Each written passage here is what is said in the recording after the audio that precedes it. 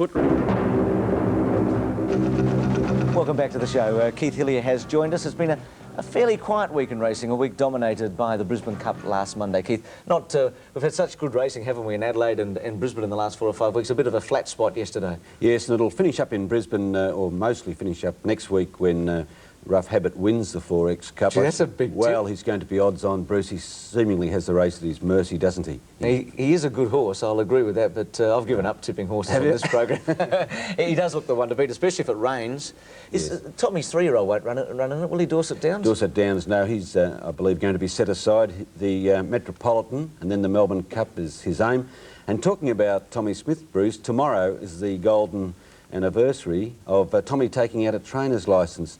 50 years, we all know his achievements, which include 33 successive years as Premier Trainer in New South Wales, and the AJC next week at Randwick will name 7 races after some of the great horses that he's trained. And that's terrific. He deserves it thoroughly. He and Colin Hayes and Bart Cummings to have them all at the one time is something I think when we look back on it in years to come, we'll say, well, weren't we very lucky? Yes, indeed. And I think that to win, to take on all comers and win any title, whether it be training horses or tiddlywinks, and be unbeaten for 33 years is a really world-ranking achievement. I think it's one of the world's finest sporting achievements. And it's interesting that Brian Mayfield Smith looked like he'd take the mantle. He won it for 2 years, hasn't been able to go on with it. Bart won it 1 year, hasn't been able to go on with it. It's very difficult to win in Sydney. I think it's the toughest premiership of the lot. Tommy, Sorry, Colin and David Hayes, but I still think it is, don't you? Yeah, Tommy says the challengers can't take the pressure like he could to put together a series of wins. Tiddlywinks, have you had much success there? No, I failed at that too. OK, let's go to the Brisbane Cup. Last Monday, Just a Dancer successful. We pick it up at about 1,000 metres from home. The pace about to be clapped on. He comes from well back in the field. The boy's gone for home on Alvon Trap. 1,200 metres out, the saddle may have shifted, so he's going to take full advantage of it, and he's going to let him slip along, and he's raced away to lead by 6 lengths. Melindra's running second, another 6 to Equidity on the outside of Coconut Ice, followed by Frontier Boy, then Lafrere, Water Boatman, Glen Locken is next, and then Algonquin Brave, Spring Thor, Donegal Mist, Magnolia Hall, Just a Dancer, and Cool Credit is last of all. Alvon Trap is the leader down the side, 850 metres out. Alvon Trap about to be collared by Melindra on the outside, and Frontier Boy into a handy third. Then Equidity racing with Coconut Ice, followed by Water Boatman. Lafrere, Donegal Mist, then Algonquin Brave, followed by Glen Locken. Starting to pick up ground close to the inside is Spring Thor, then Magnolia Hall. Just a Dancer's wide on the track, and then Cool Credit. They're packing up as they run towards the home turn, 450 metres out. Melindra's gone to the lead now. Melindra in front of Frontier Boy. Equidity on the outside, Water Boatman running on. Donegal Mist has switched wide, so is Just a Dancer, then Lafrere. Magnolia Hall and Spring Thor. Spring Thor's got a beautiful run close to the inside, going up to tackle the leaders. 300 metres out, Equidity and Spring Thor. Just a Dancer on the outside coming after them. He's probably got his nose in front, Just a Dancer. Just a Dancer in front of Spring Thor. Just a Dancer coming away from Spring Thor. Then Equidity and Donegal Mist, but Just a Dancer, he's too good. Just a Dancer first. Spring Thor and Donegal Mist in a photo second and third. Oh, Jimmy Cassidy pretty rapt there when he went like that after the race.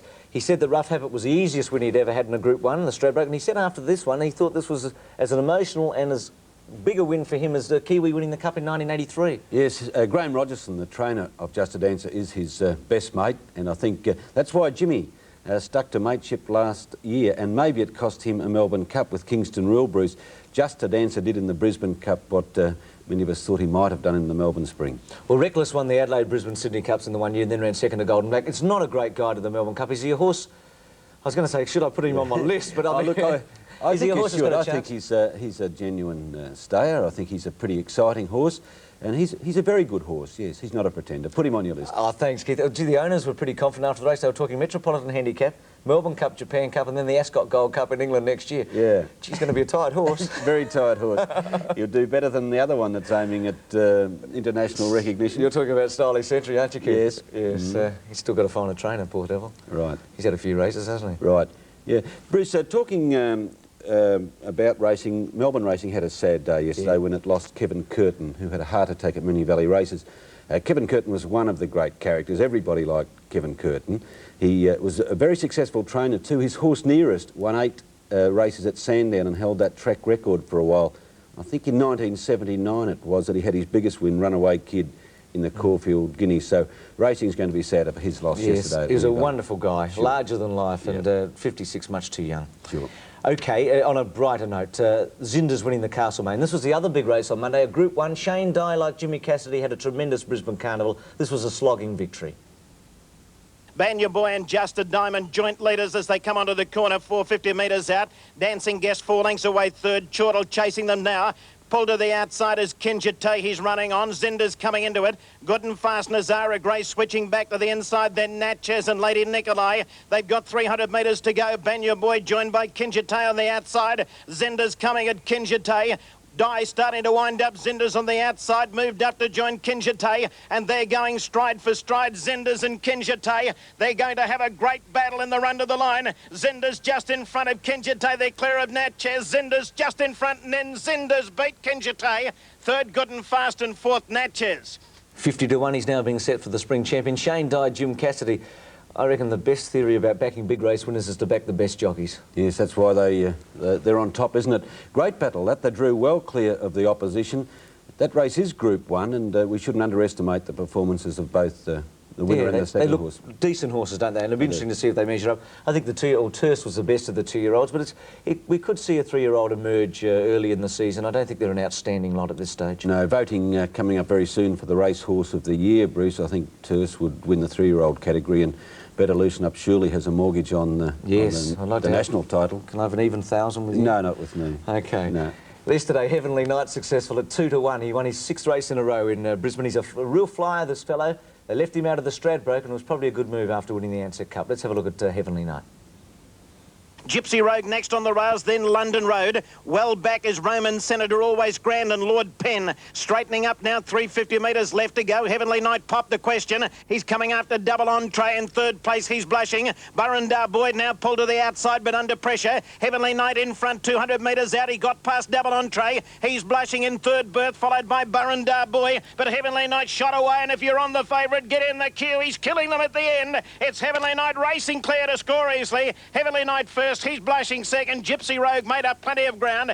Probably a good move by that trainer to miss the Stradbroke, miss Rough Habit, and pick up smaller pickings. Excellent move, Bruce. He's getting better, Heavenly Knight. That's 6 on the trot, I believe. He's now carrying a good horse's weight, 56 kilos.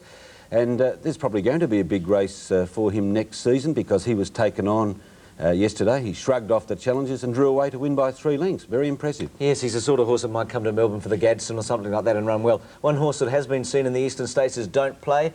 He was a shock winner yesterday as well at Weight for Ages. It was a very good field, a lot of 4X Cup hopefuls in this.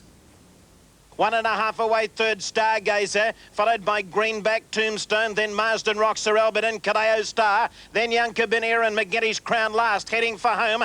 Don't Play is looming up on the outside of Ark Regal, and the Old Blokes hit the lead. It's Don't Play in front of Ark Regal. Stargazer now given full bore, coming after Don't Play, but he's got a handy break, Don't Play. 200 metres out, Don't Play shot away, 2 in front of Ark Regal. Stargazer struggling, then Tombstone, but Don't Play is well clear, close to home, and he's going to win today. Don't Play. Don't Play first, tight second and third, Sir Albert in second, Stargazer third.